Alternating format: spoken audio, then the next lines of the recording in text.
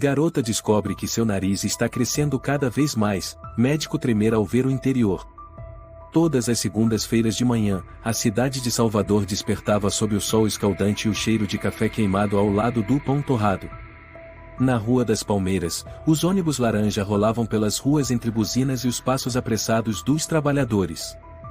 Paula Lopes puxava o colarinho alto do casaco, cabeça baixa, andando rapidamente em frente à padaria da Dona Rosa, evitando o olhar familiar dos vizinhos. Ela nunca gostou das manhãs. Mas o que mais detestava não era o barulho do trânsito, e sim o próprio rosto no espelho todas as manhãs. Ela tinha 24 anos e trabalhava no setor administrativo de uma pequena empresa de turismo a cerca de 3 linhas de ônibus de casa. De longe, não parecia diferente de outras jovens, um corpo pequeno, cabelos escuros, olhos sempre voltados para baixo. Mas seu rosto, especialmente o nariz, chamava a atenção de forma inevitável. Um nariz torto, grande, estranhamente ossudo, que fazia com que seu semblante parecesse sempre carrancudo, mesmo quando permanecia calada. Paula, vem tomar café. Para de fazer essa cara, fica antipática desse jeito. A voz da mãe dela, Dona Cláudia, vinha da cozinha aguda e cortante como uma faca. Paula lançou um olhar rápido para o espelho da sala, onde se refletia a imagem da mãe sempre com o cabelo escovado, delineador e batom todas as manhãs, mesmo quando não ia sair de casa. Não tô com fome, respondeu Paula, quase sussurrando, tentando passar rápido. Sem fome? Ah, para com isso. Você ficou a noite inteira se olhando no espelho de novo, foi? Cláudia cruzou os braços, olhando a filha de cima a baixo. Não me admira essa sua cara pálida de cinza. Nem parece uma moça. Paula cerrou os lábios. Toda manhã era assim. E ela só queria sair de casa o mais rápido possível. Elas moravam em um apartamento de 3 quartos no 6º andar de um prédio antigo. O pai de Paula havia morrido num acidente de trabalho quando ela tinha 9 anos. Desde então, Cláudia trabalhava como costureira em casa e se tornará obcecada com a imagem perfeita. Sempre se autodenominava Dona Cláudia, ex-rainha da rosa da cidade dos anos 80. A casa tinha mais de 10 porta-retratos com fotos antigas da Cláudia jovem, todas retocadas, com iluminação ajustada, cuidadosamente impressas e penduradas nos lugares mais visíveis.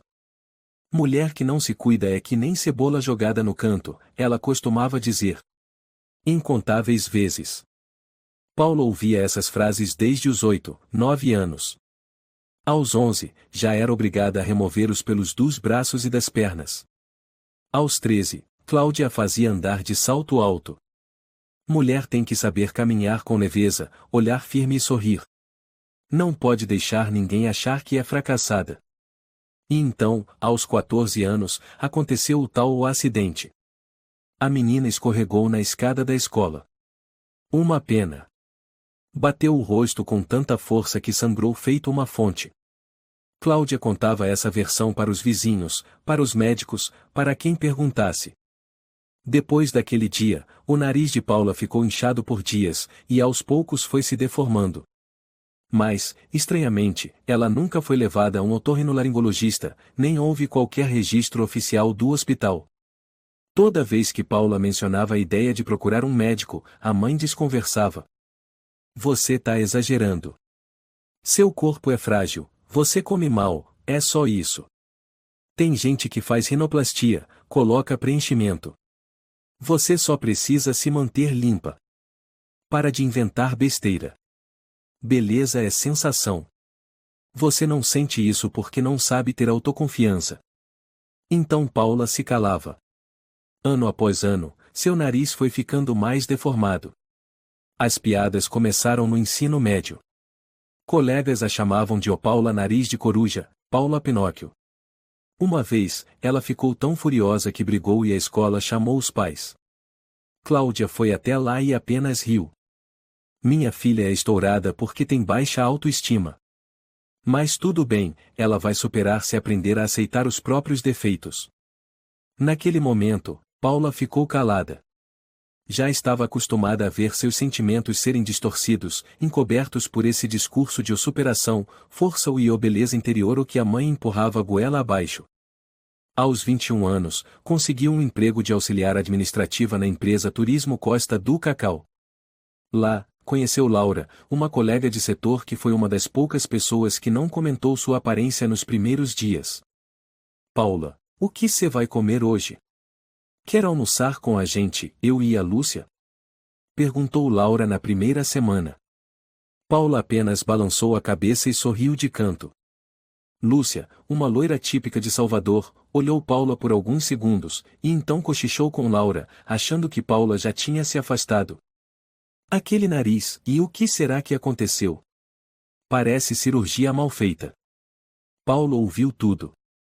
Mas já estava acostumada. Muito acostumada. Todas as manhãs no escritório, ela escolhia sentar numa mesa escondida perto da impressora. Sempre evitava câmeras, fotos em grupo, até as festinhas de confraternização. Mas não dá para se esconder para sempre. Na semana passada, durante um evento de integração, o chefe Rafael pediu que a equipe administrativa participasse de uma reunião com clientes estrangeiros de Recife. Paula, eu vejo que você é muito dedicada, mas e esses clientes internacionais exigem alguém com mais presença? Entende o que quero dizer? Rafael sorriu com segundas intenções. O senhor tá dizendo que minha aparência não é adequada? Paula perguntou, com a voz baixa. Rafael deu de ombros. Não é isso. Mas a primeira impressão conta muito. E você, é melhor ficar nos bastidores. Aquela frase foi como uma facada cega no peito. No ônibus de volta para casa, Paula não disse uma palavra. Encostou o rosto no vidro e ficou olhando, com olhar vazio, as copas das árvores passando. Cláudia estava preparando sopa quando ela chegou. Paula se sentou à mesa da cozinha, olhando para a mãe. Hoje me tiraram do projeto. Por causa da minha aparência. Cláudia apenas mexeu a sopa, sem levantar a cabeça. Ué, quem mandou sair de casa com essa cara lavada? Nunca passa uma maquiagem decente, depois vem reclamar? Não é isso. Eles acham que eu sou estranha. Cláudia pousou a colher na mesa e, pela primeira vez, olhou direto nos olhos da filha. Você quer culpar a sua mãe, é isso? Por causa do nariz. Por causa do acidente um dia antes? Paula permaneceu em silêncio. Para com esse olhar. Eu te pari bonita. Foi você quem deixou a própria beleza se perder por preguiça e fraqueza. Ela não tomou a sopa. Foi direto para o quarto e trancou a porta. Naquela noite, ficou rolando na cama, inquieta. Mal conseguia respirar. A cabeça latejava. O nariz estava entupido, o ar não passava. Teve que respirar pela boca, o que deixou a garganta seca. Ao lado da cama, um lenço de papel com sangue seco do espirro matinal. Aquilo já acontecia quase todo dia. Mas só agora ela sentiu medo de verdade. Paula foi até o espelho. Olhou por muito tempo. Eu não consigo mais respirar. Não é só por vergonha. É porque meu corpo tá se desfazendo. Sussurrou. E minha mãe ainda acha que isso é uma questão de aparência? O vento soprou pela janela, fazendo balançar a cortina branca de flores. O rosto de Paula refletido no espelho parecia embaçado, distorcido como o turbilhão que havia dentro dela já nem sabia mais o que era raiva, o que era dor, o que era desespero. O café da firma na Costa do Cacau sempre esfriava rápido, era amargo e sem leite. Paula costumava preparar uma xícara e deixá-la ali, intocada. Um hábito, como se precisasse de algo à frente para evitar contato visual com os outros. Olha lá, a Paula Pinóquio chegou. Um sussurro soou pelas costas, quando ela entrou na sala numa manhã de quinta-feira.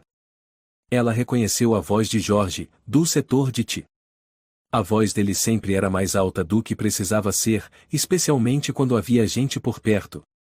Fala baixo, Jorge, vão ouvir, Lúcia riu. Mas hoje parece que o nariz dela evoluiu de novo, né? Paula abaixou a cabeça e foi rápido para sua mesa. Ao redor dela, risinhos abafados pareciam tapas invisíveis. Ninguém a olhava diretamente, mas todos sabiam que ela tinha escutado. Todos fingiam que nada aconteceu. Apenas Laura lançou um olhar rápido, com um traço de constrangimento. Mas logo virou o rosto. Paula não culpava Laura. Ela entendia. Ninguém quer ser o lado mais fraco. Na hora do almoço, enquanto pegava uns papéis na impressora, Paula cruzou o olhar com um colega chamado Gabriel, alguém que ela já havia achado simpático. Mas, naquele instante, ele estava com o celular na mão, tirando uma foto dela às escondidas. "O que você tá fazendo?" ela perguntou, com a voz trêmula. Gabriel abaixou o celular, sem jeito, e sorriu. "Ah, nada não. Eu só tava mandando uma foto do erro da impressora pro suporte técnico." "Não mente." Paula disse baixo, mas com os olhos firmes. "Uma raridade." Gabriel ficou desconcertado. Quis responder algo, mas apenas balançou a cabeça e se virou. Naquela mesma tarde, enquanto Paula lavava uma caneca na copa, ela ouviu o toque do celular de Jorge soar alto, sem estar no silencioso. Na tela, uma foto enviada no grupo interno da empresa. Era ela ao lado da impressora, de perfil, com o nariz mais evidente do que nunca. Abaixo da imagem, a legenda: Radar Costa do Cacau detectado às 10h42. Cuidado com a colisão. Risadas explodiram entre as mesas. Alguns tossiram tentando disfarçar. Outros mandaram mensagens privadas para Jorge, dizendo-o pesado demais, mas ainda assim reagindo com carinhas sorridentes. Paula saiu da copa e foi direto ao banheiro feminino. Trancou a porta, sentou-se na fria louça sanitária. Um nó se formava na garganta. Ela não chorava, não conseguia mais. As emoções pareciam entupidas, como tudo dentro dela. Pegou o celular, digitou na barra de busca. Congestão nasal prolongada é perigosa. Causa de sangue seco no nariz toda manhã? Surgiram dezenas de resultados. Tumor. Desvio de septo. Rinite crônica. Necrose de tecidos. Ela engoliu seco. Não era mais vergonha. Era medo. Um medo profundo, como se algo dentro dela estivesse morrendo, dia após dia.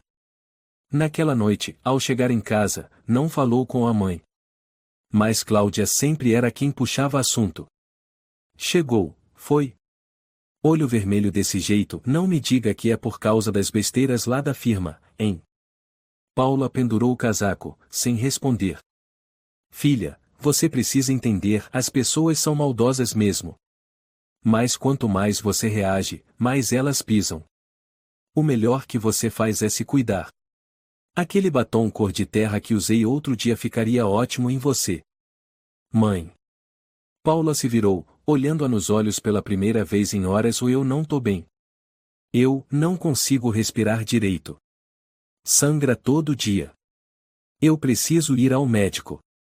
Cláudia piscou, depois riu leve, sentando-se no sofá. Você leu alguma besteira na internet, né? Aqueles sites que adoram meter medo com câncer e o escambau. Escuta sua mãe, você tá obcecada.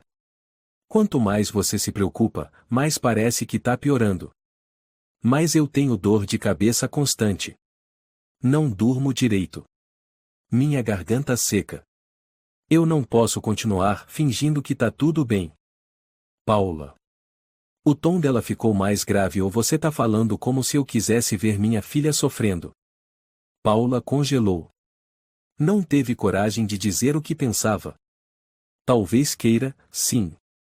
Dias depois, numa tarde de chuva fina, Paula decidiu marcar uma consulta particular às escondidas, numa clínica no bairro do Alto das Flores. Usou o nome Paula L. Disse à mãe que faria hora extra na empresa e pegou um ônibus mais tarde. Mas assim que preencheu o formulário de entrada, uma voz familiar ecoou da porta. Você tá querendo aprontar o que é aqui? Era a Cláudia. Ela ficou paralisada no saguão. Todos olharam. A recepcionista, visivelmente confusa. Você me seguiu? Paula sussurrou.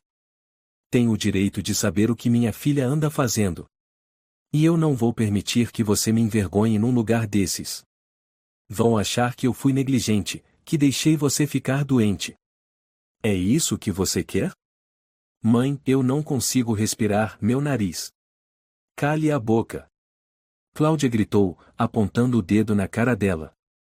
A recepcionista interveio, pedindo que baixassem o tom. Mas Paula já tremia. Olhou em desespero para um médico que passava no corredor, mas ele apenas respondeu: Infelizmente, se a paciente não é financeiramente independente e vive com os pais, precisamos de autorização clara. Cláudia puxou a filha com força. Paula foi arrastada para fora sob olhares e cochichos. Lá fora, a chuva caía pesada. As duas ficaram sob a marquise. Não vou deixar você destruir a imagem da nossa família. Eu sacrifiquei a vida por você. Não vou aceitar que se vitimize e me exponha. Isso não tem a ver com imagem. Paula gritou, pela primeira vez. Ah, não? Você acha que é especial, é isso? Tem gente que sofre de verdade, com doença de verdade. Não com essa coisa ridícula de nariz torto. Mãe, meu nariz não é ridículo. Eu não consigo mais respirar. Cláudia olhou por longos segundos. Sem expressão. E de repente, soltou o braço dela. Ótimo. Vá para casa. Mas você não vai sair de lá de novo se ousar me enfrentar assim. Naquela noite, Cláudia trancou a porta. Pegou as chaves de Paula. Quebrou seu celular. Desligou o Wi-Fi. Desligou a TV, cortou até o cabo do carregador do notebook. Paula ficou sentada no escuro. Na cama, o caderno velho onde escrevia diários no ensino médio estava jogado. Pegou a caneta e escreveu com pressa. Estou vivendo com uma pessoa que não se importa se eu vivo ou morro. Só se importa se eu a envergonho ao ficar ao lado dela. Naquela noite, voltou a ter dificuldade para respirar. O sangue escorria sem parar do nariz. Mas, dessa vez, ela não limpou. Deixou escorrer um ato de resistência silenciosa. Na manhã seguinte, Cláudia não disse uma palavra. Apenas serviu café numa xícara branca, colocou com força na mesa como se fosse um aviso. Paula também não falou. O ar dentro do apartamento estava denso, como uma neblina pesada entre o teto e o chão frio. Ela estava sem celular. Sem internet. Sem chave. Presa no 6º andar como uma criança de castigo. Já se passavam mais de 3 dias. Cláudia continuava indo à feira, saía para fazer as unhas com Dona Teresa do andar de baixo, e postava fotos do café da manhã no Instagram com a legenda "A vida tem que ser bela, mesmo em casa". Mas toda vez que via a filha, apenas lançava um olhar de lado, como se ela fosse um objeto estranho incômodo, insolúvel. Paula se sentava perto da janela, olhando para a rua onde estudava aos 15 anos. Uma garotinha pulava a corda do outro lado. Cabelos negros, rosto radiante. Ainda não conhecia os medos que viriam. Paula suspirou. Ou melhor, tentou. Cada vez que inspirava, o ar só passava por uma narina. A outra parecia bloqueada por uma pedra. Naquela noite, sonhou que corria por um campo aberto, com muito vento. Mas o ar ia sumindo. Ela abria a boca, tentando engolir o vento como alguém se afogando. Quando acordou, a garganta estava seca como areia, e o sangue escorria de novo pela narina esquerda. Chega! Ela sussurrou, olhos vermelhos. Desta vez, não era pânico. Era uma decisão crua, formada ao longo de anos de opressão.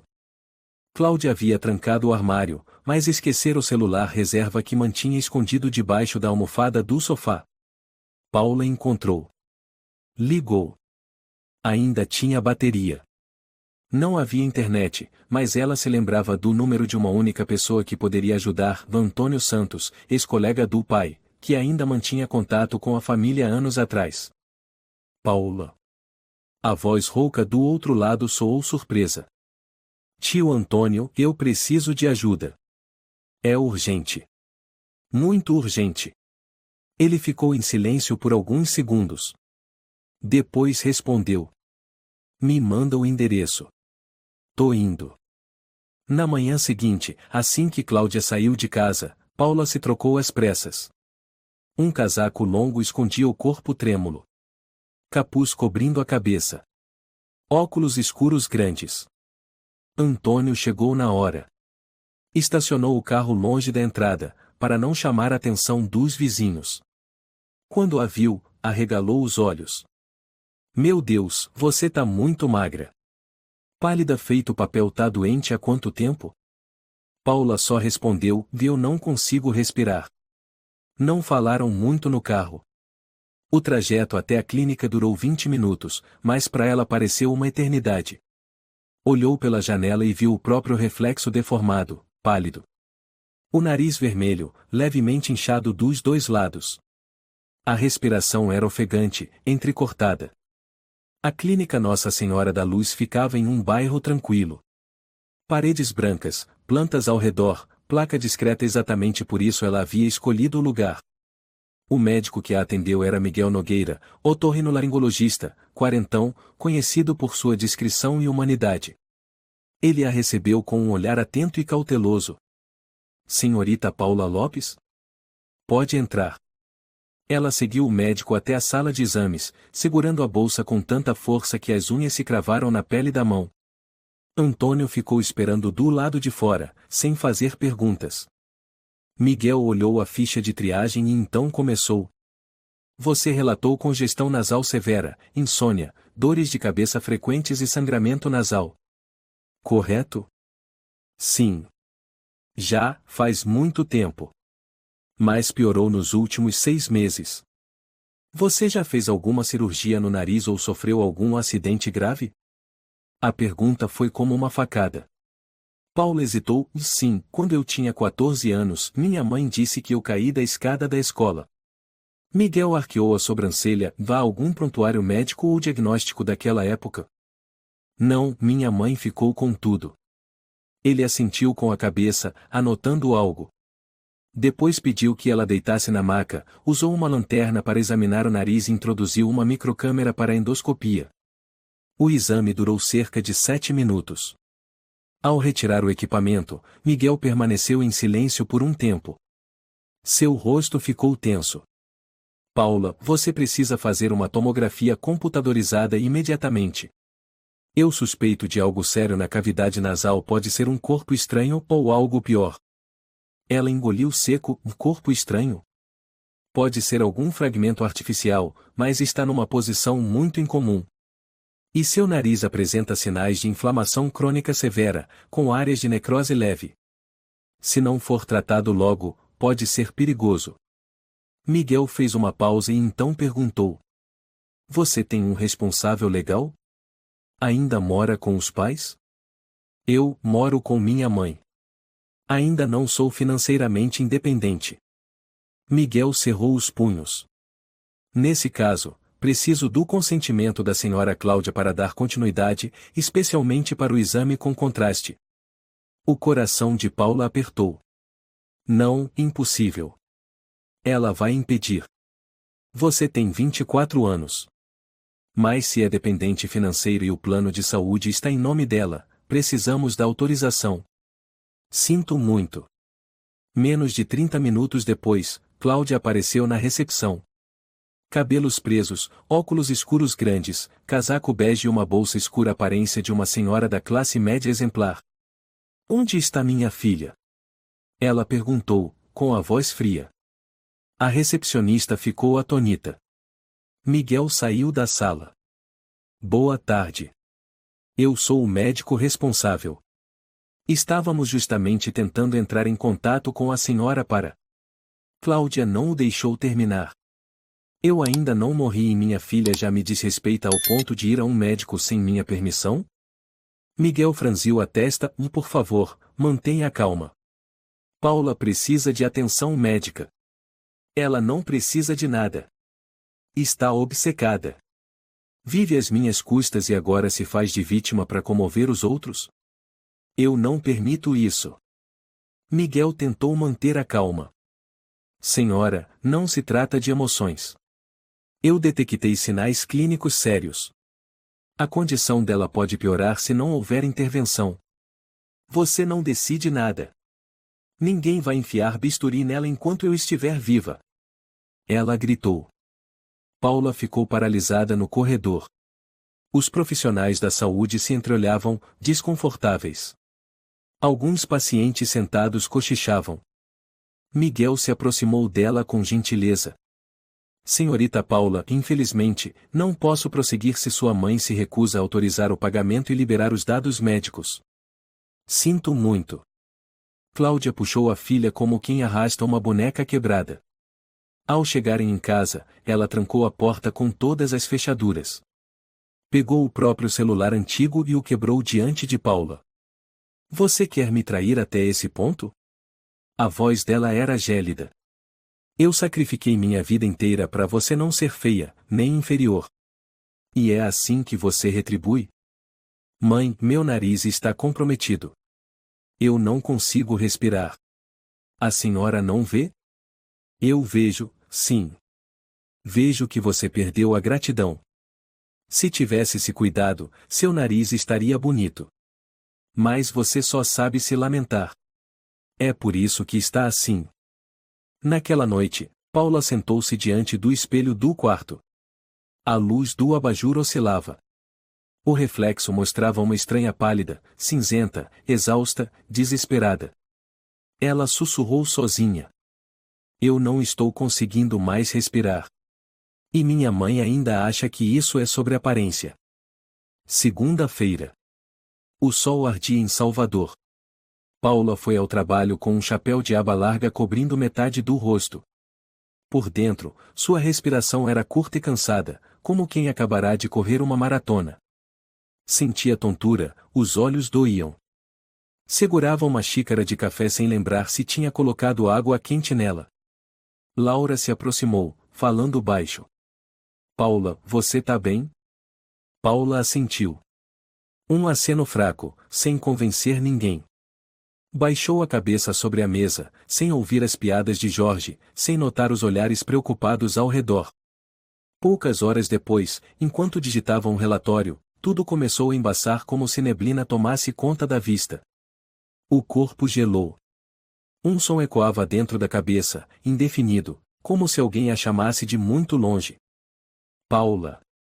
Laura gritou. Ela caiu no chão. O corpo encolhido, os olhos girando, o peito subindo e descendo de forma fraca. Os colegas se apavoraram. Gabriel correu para chamar a ambulância. Jorge, o mais debochado, ficou calado, paralisado, olhando para ela como se fosse uma boneca sem alma. Em menos de 10 minutos, a ambulância chegou. Paula foi levada ao Hospital Nossa Senhora da Vitória. O exame de gases no sangue indicou queda grave no nível de oxigênio. Foi levada direto para a emergência. O nariz estava completamente obstruído por edema inflamatório, com uma narina praticamente selada. Por coincidência, o médico de plantão era Miguel. Quando entrou na sala e viu o nome da paciente, estacou. Paula Lopes. Ele se lembrava. A jovem que fora arrancada do consultório pela mãe como uma criminosa. Ela ficou inconsciente por quanto tempo? Ele perguntou à enfermeira. Uns 7 ou 8 minutos. Ainda responde à luz, mas está fraca. Miguel checou os sinais vitais e decidiu na hora. Tomografia já. Se for mesmo um corpo estranho na região nasal como suspeitei antes, não podemos esperar mais. Em menos de 1 hora, as imagens estavam na tela. Miguel observou atentamente. Não era apenas um corpo estranho. Era um objeto artificial, semelhante a um fragmento de osso, deslocado na cavidade nasal esquerda. Ao redor, tecido inflamado, avermelhado, atingindo até os seios frontais e etmoidais. Havia acúmulo de secreção. E sinais de necrose. Ele murmurou, Santa Maria. Havia também pontos de sutura antigos fios de nylon não absorvíveis, claramente implantados há muitos anos. Não eram do tipo que desaparece com o tempo. Não faziam parte de uma cirurgia ambulatorial comum. Uma cirurgia de urgência foi indicada. Paula entrou na sala de operação às 15 horas. Sob as luzes brancas e intensas do centro cirúrgico, Miguel vestiu os óculos de proteção, posicionando-se sobre o corpo inconsciente de Paula.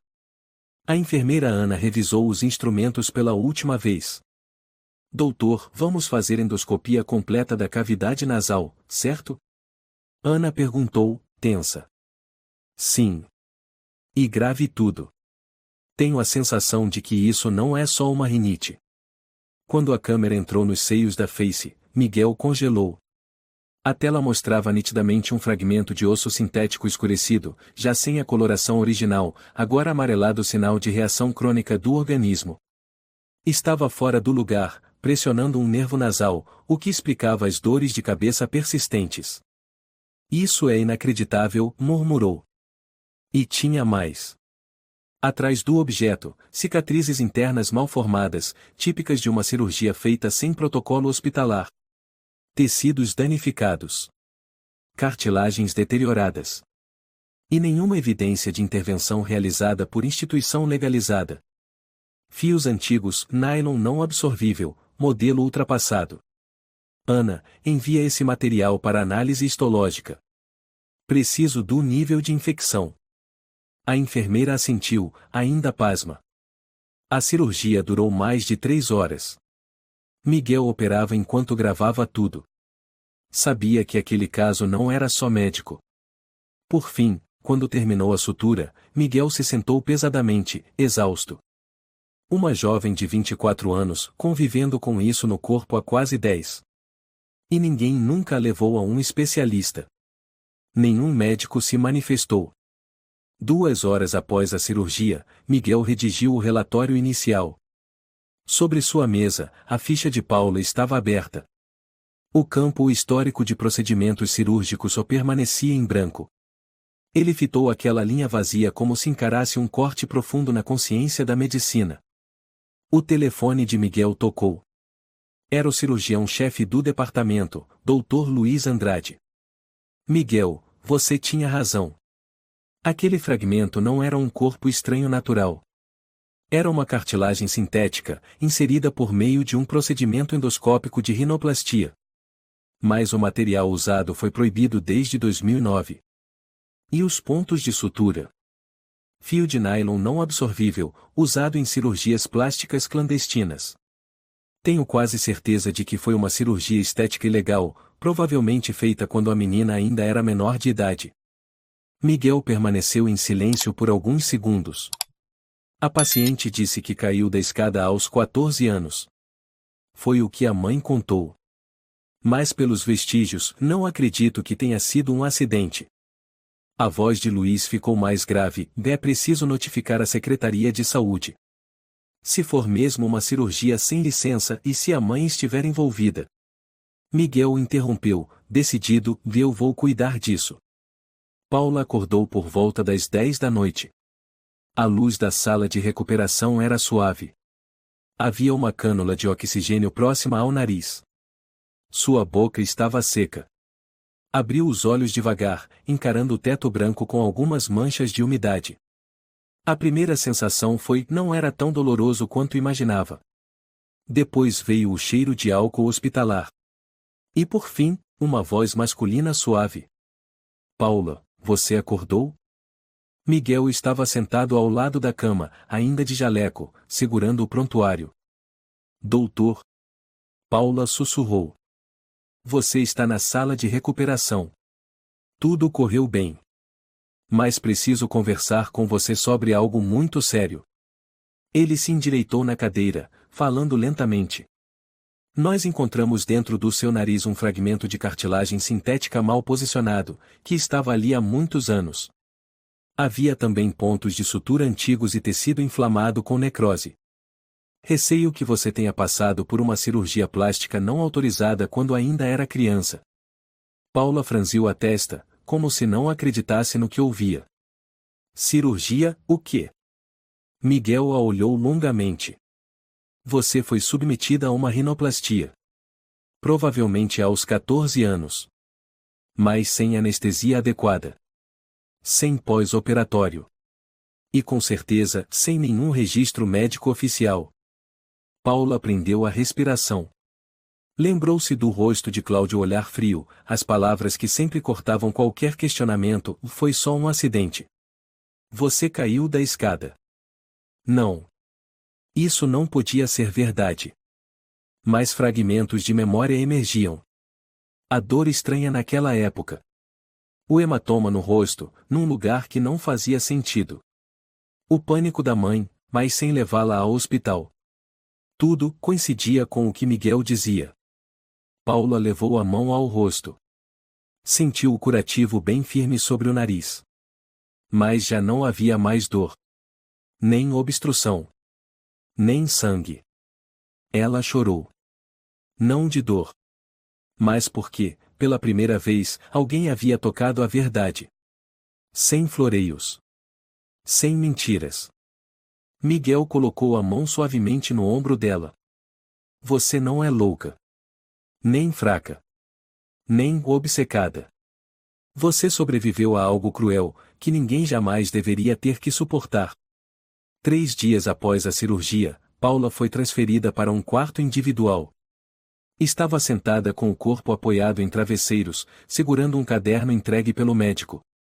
Dentro, havia a descrição completa da cirurgia, imagens da tomografia e a conclusão.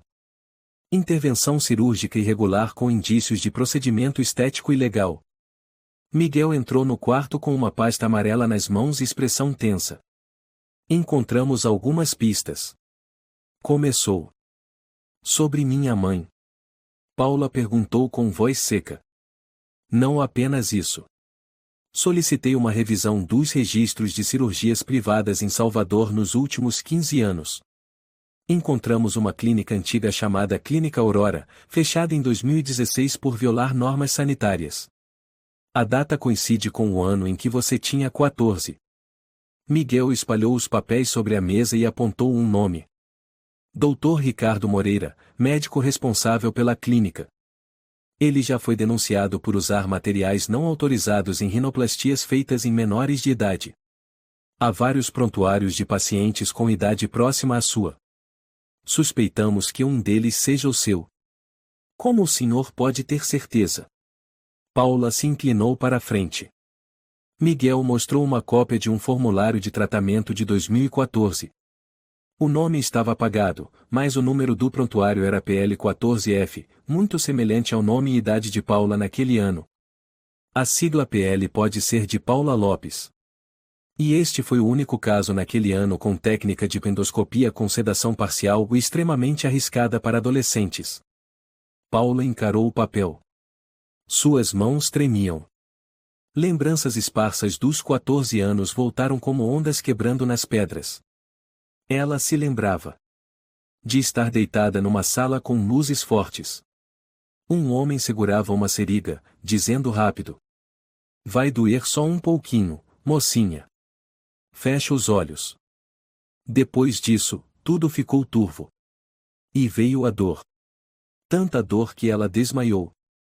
Achava que era um pesadelo. Mas agora tudo fazia sentido. Conseguiram encontrar alguém que trabalhou lá?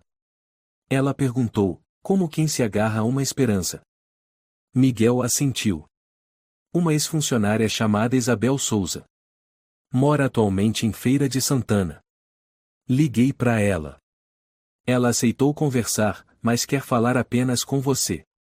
Parece que ficou muito abalada quando a clínica foi fechada. 3 dias depois, Paula viajou com Miguel para a Feira de Santana. Encontraram Isabel num pequeno café ao lado da igreja de São João.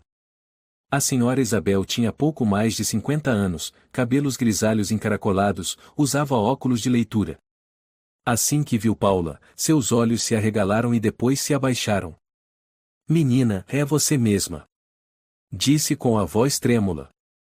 A senhora me conhece? Paula recuou um pouco. Claro. Nunca vou esquecer os seus olhos naquele dia. Cheios de medo. Gelados. E, incrivelmente obedientes. Isabel colocou a xícara de café na mesa. O doutor Moreira aceitou seu caso por meio da sua mãe, a dona Cláudia. Ela disse que queria uma rinoplastia endoscópica porque a filha não era bonita o suficiente para conseguir uma bolsa de estudos de balé. Paula ficou paralisada. Bolsa de balé? Sim. Ela disse que seu rosto não tinha forma por causa do nariz. Então levou você até a clínica, assinou o termo, pagou em dinheiro. Não fez perguntas. Sem anestesia geral. Você gritou de dor, mas o Dr. Moreira não parou. Isabel tirou um envelope da bolsa. Guardei essa cópia não por obrigação profissional, mas porque eu sabia que aquilo era errado. Paula pegou. Dentro havia uma cópia do termo assinado por Cláudia Ribeiro, autorizando a cirurgia. O nome da filha estava abreviado, mas a caligrafia era inconfundível. Depois, ela voltou algumas vezes exigindo retoques. Na última, quando você teve inflamação, ela gritou com todo mundo, disse que contaria tudo ao noivo do médico. Nunca mais voltou. Ela dizia que eu caí da escada. Paula murmurou. Não, querida. Você não caiu.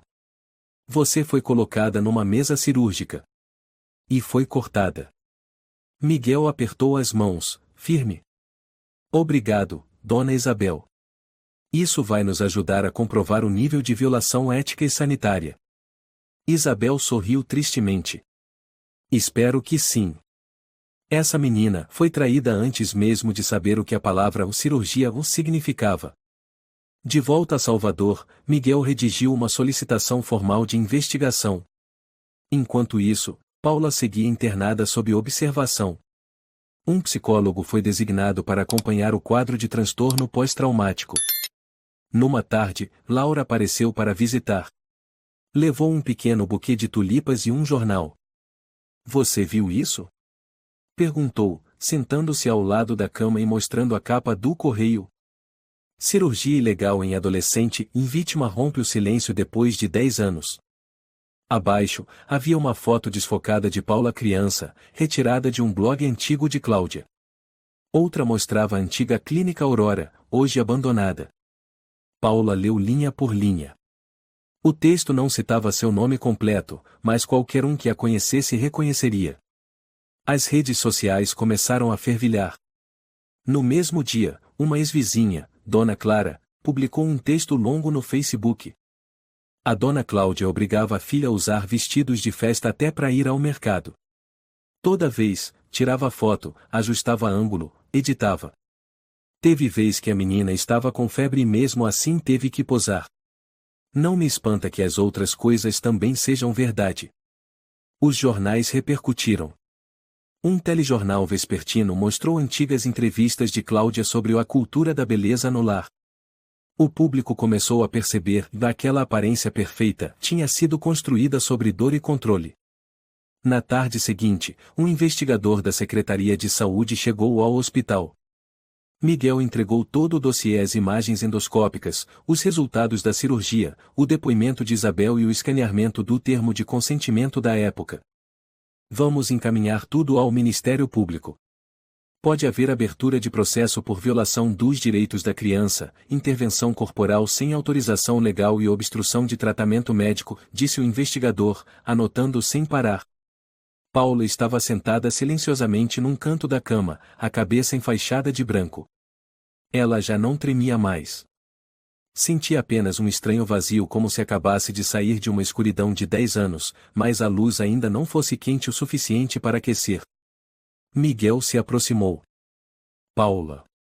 Você fez o que muitas pessoas não têm coragem, olhar a verdade nos olhos, enfrentá-la e não fugir. Ela perguntou, se eu não tivesse desmaiado na empresa, eu teria morrido? Miguel a encarou por um longo tempo. Talvez não de imediato. Mas a infecção e a necrose, se tivessem alcançado os seios da face e o cérebro, sim. Você poderia ter morrido de septicemia. Em silêncio. Paula apertou os punhos. Não de medo. Mas pela certeza dolorosa que agora sabia ser verdade. Minha mãe apostou com a minha vida por causa de um nariz feio demais. A notícia sobre Paula e a cirurgia ilegal se espalhou rapidamente por Salvador. As redes sociais fervilhavam. Os principais jornais estampavam matérias intercalando fotos antigas e atuais de Paula e de Dona Cláudia. A mãe que forçou a filha a ser bonita a qualquer custo, era a manchete do O Diário de Salvador, causando comoção popular. Cláudia, antes vista como um ícone de elegância e influência no pequeno bairro onde vivia, agora era alvo de fúria coletiva. Vizinhos antigos, amigas do clube de senhoras e até desconhecidos se manifestaram. Certa manhã, Paula recebeu uma ligação de Dona Clara, a vizinha que havia testemunhado por anos o teatro que Cláudia montava ao redor da filha. Paula, você precisa ser forte. Tem muita gente do seu lado. Eu vi com meus próprios olhos ela te obrigando a usar vestidos de gala para ir ao mercado, posar para fotos, escolher ângulo, editar. Era um controle sufocante. Paula assentiu, os olhos marejados. Eu sei, Dona Clara. Passei a vida sendo empurrada para dentro daquela imagem. Dona Clara suspirou. Esse tipo de beleza aprisiona a alma, minha filha. Mas agora todo mundo está vendo a verdade. Cláudia não conseguiu manter segredo por muito tempo. Repórteres foram até o pequeno apartamento dela. Um dia, enquanto preparava o café da manhã, a campainha tocou insistentemente. Várias câmeras e microfones apontavam para ela. Dona Cláudia, qual sua resposta às acusações? Gritou um jornalista. Ela olhou direto para a câmera, o rosto ainda maquiado com perfeição, os olhos frios. Não tenho nada a dizer sobre essas mentiras e calúnias. Sua filha, Paula, afirma que a senhora a forçou a fazer cirurgia desde pequena. O que diz sobre isso? Eu só quis que minha filha fosse bonita e respeitada pela sociedade. Toda mulher deseja isso. A imprensa imediatamente repercutiu com tom irônico. A mãe perfeita admite impor padrões sociais à filha, mesmo à custa da saúde e do bem-estar. No bairro, vizinhos começaram a comentar que Cláudia de fato obrigava a Paula a vestir roupas luxuosas para tarefas simples, mesmo quando a menina não queria. Uma ex-colega de clube declarou: a Dona Cláudia sempre valorizou mais a aparência do que qualquer outra coisa. Eu nunca concordei com isso. Acho que muita gente também não. A pressão cresceu. As autoridades abriram uma investigação oficial por violação corporal de menor de idade, obstrução de tratamento médico e lesão permanente. Um advogado especializado em direitos da infância, em Salvador, comentou: esse é um caso gravíssimo. Forçar uma criança a fazer cirurgia ilegal e depois negar atendimento médico quando surgem complicações configura violação de direitos fundamentais. Precisa ser punido exemplarmente. Diante da pressão da opinião pública e das chamadas da polícia, Cláudia finalmente concedeu uma entrevista por telefone. Você acha que errou com sua filha? Perguntou o repórter. Não. Fiz o que era melhor para ela. Ser bonita é um direito. Se eu não a ajudasse a ser perfeita, quem a ajudaria?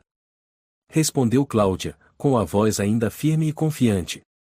A reação de Paula ao ouvir isso foi devastadora. No hospital, ela ligou para Miguel, a voz embargada. Doutor, minha mãe, ela não sente remorso. Só se importa com o beleza e imagem. Não com a minha vida. Miguel a tranquilizou. Paula, você foi muito corajosa ao revelar a verdade. Agora é hora de cuidar de si mesma e focar na recuperação. Em outro canto da cidade, Laura e alguns ex-colegas de Paula criaram um pequeno grupo de apoio. Eles promoviam mensagens sobre saúde mental, combate ao preconceito e ao bullying no ambiente de trabalho. Organizaram um pequeno encontro num café perto da empresa. Lúcia, que antes zombava de Paula, dessa vez a abraçou com os olhos cheios de lágrimas. Me perdoa, Paula. Eu segui os outros. Mas agora entendo melhor quem você é e o que passou. Paula assentiu, lágrimas escorrendo pelo rosto. Eu também achava que só bastava ser bonita para ser amada. Agora sei que a gente precisa ser quem é. Nos dias seguintes, o caso de Paula continuava gerando repercussão em Salvador.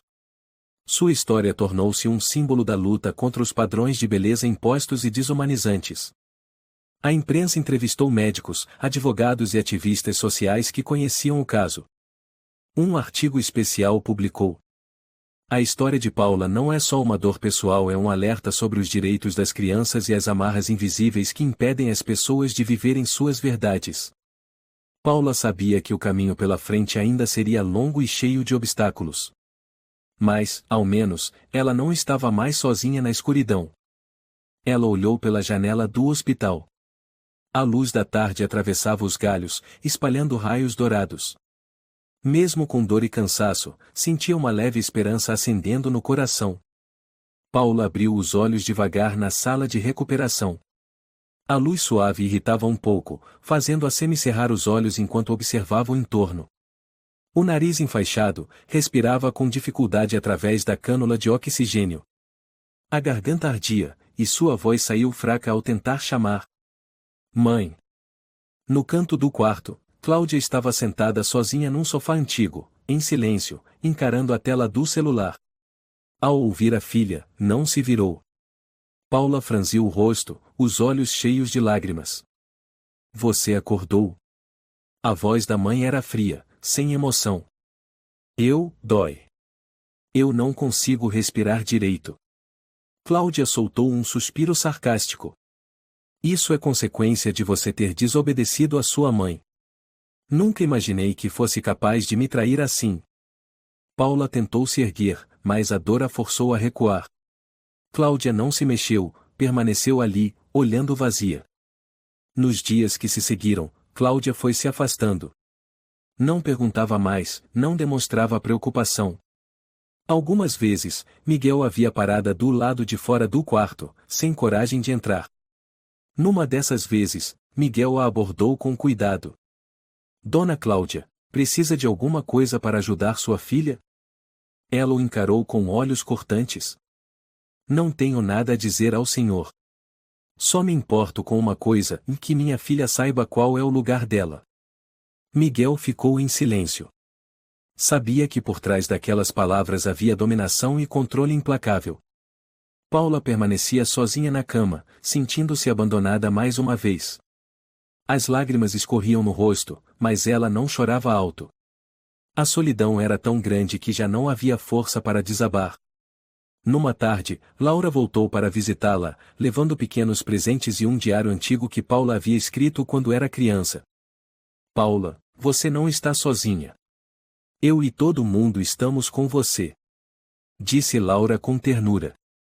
Paula segurou o caderno, folheando até uma página onde havia escrito, com a letra infantil: Mamãe, eu só queria ser eu mesma, não a sombra da senhora. Ela recostou a cabeça no ombro de Laura, sentindo pela primeira vez um verdadeiro calor e consolo.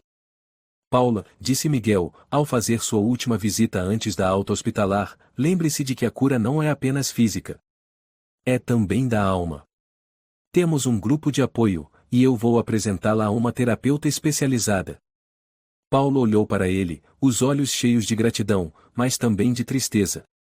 Tenho medo de nunca conseguir sair dessa escuridão. Miguel sorriu.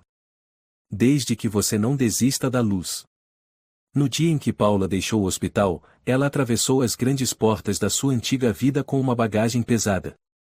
Mas, por dentro, pela primeira vez em muito tempo, ela sentiu uma pequena faísca de esperança.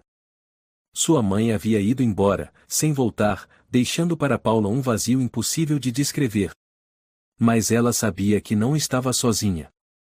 Tinha novos amigos, novos companheiros de jornada e o mais importante, a si mesma. Ela se lembrou das palavras do Dr. Miguel, que haviam se tornado seu mantra. Minha mãe nunca se importou se eu estava viva ou morta. Só se eu era digna de ser vista ao lado dela. Pela primeira vez, Paula sorriu um sorriso imperfeito, sem se esconder. Um sorriso verdadeiro. Ela saiu pelos portões do hospital com uma força emocional ainda frágil, mas cheia de determinação. Uma organização sem fins lucrativos que apoia mulheres ajudou a alugar um pequeno apartamento no centro de Salvador, onde ela poderia recomeçar a vida. O apartamento era simples, com espaço apenas para uma cama de solteiro, uma escrivaninha e uma poltrona antiga, mas tinha uma janela grande que deixava a luz do dia entrar. Ela colocou a mala no chão e olhou para a rua movimentada, ouvindo o som dos carros, das crianças brincando tão diferente dos dias sombrios que havia deixado para trás. A porta se abriu. Uma mulher de meia idade entrou com um sorriso gentil. Olá, Paula. Eu sou Lívia, terapeuta da organização. Muito prazer em conhecê-la. Paula respondeu com a voz hesitante, mas sincera. Obrigada. Eu nunca achei que precisaria tanto de alguém com quem conversar. Lívia sorriu com delicadeza e sentou-se na poltrona. Isso é absolutamente normal. Abrir o coração não é fácil. Me diga o que quiser, quando estiver pronta. As sessões de terapia começaram, e aos poucos Paula foi se abrindo. Contou sobre sua mãe, Dona Cláudia, sobre os anos sendo forçada a buscar uma beleza imposta, sobre a traição de quem deveria protegê-la. Contou sobre a solidão, a vergonha e o desespero recente. Naquela época, eu achava que tinha perdido tudo, disse Paula, com a voz embargada. Mas agora, só de poder falar sobre isso, me sinto um pouco mais leve. Lívia assentiu com ternura. O primeiro passo é encarar as feridas da alma. E você já deu esse passo. Enquanto Paula se recuperava emocionalmente, também voltou ao seu antigo emprego com um novo propósito. A empresa Turismo Costa do Cacau havia mudado de liderança. O novo chefe, Rafael, um homem jovem e moderno, se aproximou dela e lhe deu oportunidades para crescer. Paula, estou a par do que aconteceu, disse Rafael, durante uma reunião de equipe. Quero que saiba que aqui você é respeitada e tem nosso apoio. Participe do projeto social da empresa sobre saúde mental. Paula olhou para ele, os olhos cheios de confiança. Obrigada, chefe. Vou me dedicar ao máximo. Em uma reunião com a equipe do projeto social, Paula ficou no centro do grupo, contando sua história. Falou sobre os anos sombrios, sobre sua mãe, sobre a dor e o processo de cura. Uma ex-colega, Marta, se aproximou e a abraçou. Me desculpe, Paula. Naquela época eu fui mais uma a te ridicularizar. Agora eu entendo. Aprendi muito com você. Paula sorriu, lágrimas rolando pelo rosto. Eu também perdoo todo mundo. A gente precisa seguir em frente, não pode parar. Paula começou a escrever diariamente em um diário. Compartilhava seus sentimentos e novos passos nas redes sociais. Seu blog pessoal, Aprendendo a Voltar, rapidamente ganhou milhares de seguidores. Havia comentários encorajadores e relatos sinceros de pessoas que também lutavam consigo mesmas. Achei que era a única. Mas agora, graças a você, sei que não estou sozinha. Paula sorria ao ler aquelas mensagens. Sentia que sua existência tinha mais sentido do que nunca. Num dia no início do mês, no pequeno apartamento, Paula colou na parede uma selfie, seu nariz natural, sem curativos, os olhos brilhando de confiança. Abaixo da foto, uma frase em português. Não existe beleza sem verdade. Ela olhou para a imagem, imaginando uma vida nova sem esconderijos, sem medo. Paula aceitou convites para falar em escolas e grupos de jovens. Contava a sua trajetória, como superou a vergonha e reencontrou sua essência. Cada um de nós tem sua própria beleza. Não precisamos correr atrás de padrões, compartilhou em um encontro no Colégio de Salvador. Antes, eu achava que precisava ser bonita para ser amada. Mas hoje sei que basta ser quem eu sou, e ser amada por isso.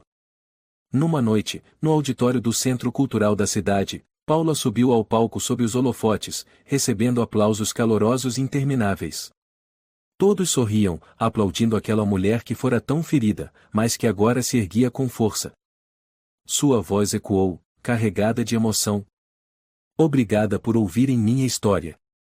Cada um de nós tem o direito de viver sua verdade. Ninguém tem o direito de tirar isso de vocês. Uma estudante se levantou, com a voz trêmula. Paula, eu sofria bullying por causa da minha aparência. O que você falou me fez sentir que não estou sozinha. Paula assentiu, lágrimas rolando. Vamos ser fortes juntas. Enquanto Paula avançava em sua jornada, Dona Cláudia enfrentava as consequências. As autoridades abriram uma investigação ainda mais profunda. O Ministério Público a convocou várias vezes. Ela, que um dia foi respeitada e temida na vizinhança, agora enfrentava o desprezo e o isolamento. O advogado de Paula declarou em uma audiência: Dona Cláudia violou gravemente os direitos e a saúde de sua filha. O que ela fez não foi apenas cruel. Foi um crime. Dona Cláudia permaneceu em silêncio, os olhos vazios. A comunidade de Salvador começou a se mobilizar. Campanhas de conscientização sobre os direitos das crianças e o combate à imposição e ao bullying foram organizadas. Palestras, eventos e ações de mídia se espalharam. Paula se tornou símbolo. Uma inspiração para todos que buscavam superar a vergonha. Os dias à frente ainda trariam desafios. Mas com a ajuda de Lívia, o apoio dos amigos e a fé em si mesma, Paula finalmente saiu da escuridão para viver na luz. Seu pequeno apartamento já não era mais prisão de dor e medo. Era agora seu ninho, onde ela podia respirar livremente e ser ela mesma. Sentada à mesa, Paula abriu o velho laptop que a organização havia ajudado a comprar. Começou a escrever o primeiro post do blog O Aprendendo a Respirar. As palavras fluíam com leveza e sinceridade. Hoje, eu não escondo mais quem sou. Não preciso mais temer os olhares, os julgamentos ou as críticas. Seu blog passou a ser seguido por milhares, especialmente por pessoas feridas pela pressão estética ou que buscavam um fio de esperança. Numa tarde, Paula recebeu um convite de uma escola pública de Salvador. Diante de centenas de alunos, com olhos curiosos e esperançosos, ela se apresentou. Sua voz ecoou, carregada de emoção. Antes, eu achava que precisava ser bonita para ser amada. Mas hoje sei, só preciso ser eu mesma. Uma aluna levantou a mão e perguntou: Paula, como você conseguiu superar essa vergonha? Paula sorriu. Não tem resposta fácil, meu bem. Mas o mais importante é aprender a se amar, mesmo que os outros digam o contrário. E nunca tenha medo de pedir ajuda. Palmas ecoaram pelo auditório, vários estudantes se levantaram para aplaudir em apoio. Durante esse mesmo período, o trabalho na empresa de turismo trouxe novas oportunidades para Paula.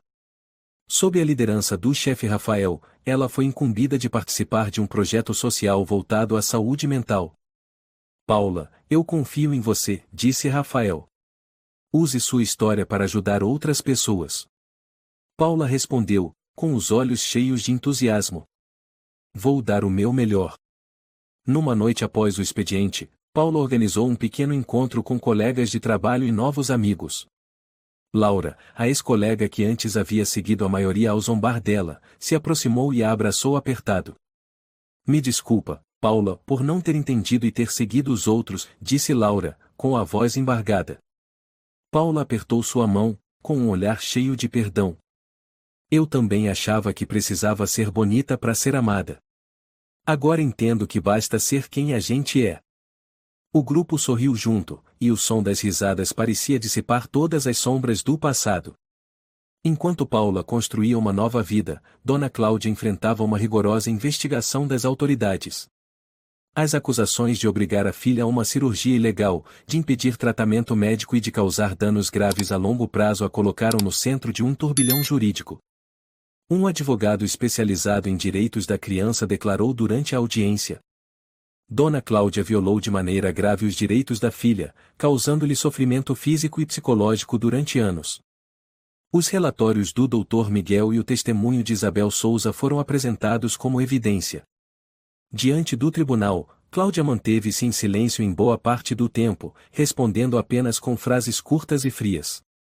A autoridade que ela outrora ostentava parecia ter desaparecido. Ela admitiu ter imposto à filha seus próprios padrões de beleza, mas negou ter causado danos graves ou impedido o tratamento. No entanto, com um dossiê completo e provas incontestáveis, o tribunal decidiu que ela deveria responder criminalmente e indenizar Paula por danos morais. Essa sentença marcou um momento simbólico de restauração da justiça. Pela primeira vez, Paula sentiu-se libertada não apenas fisicamente, mas também emocionalmente. Ela disse ao Dr. Miguel, durante uma visita: Finalmente, a verdade foi reconhecida. Minha mãe, ela não tem mais controle sobre mim. Miguel sorriu. Paula, você conquistou a maior vitória e venceu a si mesma. Num fim de semana, Paula participou de um seminário comunitário sobre direitos das crianças e saúde mental. Ela subiu ao palco diante de centenas de pessoas que a ouviam com atenção. Todos nós temos o direito de viver sendo quem realmente somos. Não deixem que ninguém, nem mesmo alguém da sua família, roube isso de vocês, ela declarou, com a voz firme. As palmas foram longas. Muitos se levantaram para aplaudir. Naquela noite, de volta ao seu apartamento, Paula olhou para a foto pendurada na parede. Sussurrou. Não existe beleza sem verdade. E eu escolho a verdade, por mais que ela doa. Ela ligou o laptop, abriu o blog O Aprendendo a Voltar. Comentários calorosos apareciam. Obrigada por me dar esperança. Você é a luz na escuridão. Vou tentar ser forte como você. Paula sorriu, com lágrimas escorrendo suavemente. Ela sabia que o caminho ainda teria desafios, mas agora já não sentia medo.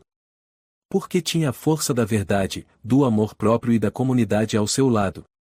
A história de Paula é um lembrete profundo sobre o valor da verdade e do amor por si mesmo. Imposição e controle, mesmo quando nascem de um suposto amor, podem causar feridas profundas físicas e emocionais. Cada pessoa merece viver de forma autêntica, ser respeitada e cuidada com dignidade. A maior força é a coragem de enfrentar a verdade, superar a vergonha e reencontrar a luz da vida. E, ao mesmo tempo, a sociedade tem o dever de proteger os direitos das crianças e combater qualquer forma de violência psicológica ou física, venha de onde vier. Se você gostou desta história, convidamos você a dar um like e se inscrever em nosso canal. Seu apoio nos motiva a continuar trazendo histórias comoventes quase todos os dias. Estamos muito agradecidos pelo seu apoio. Até breve.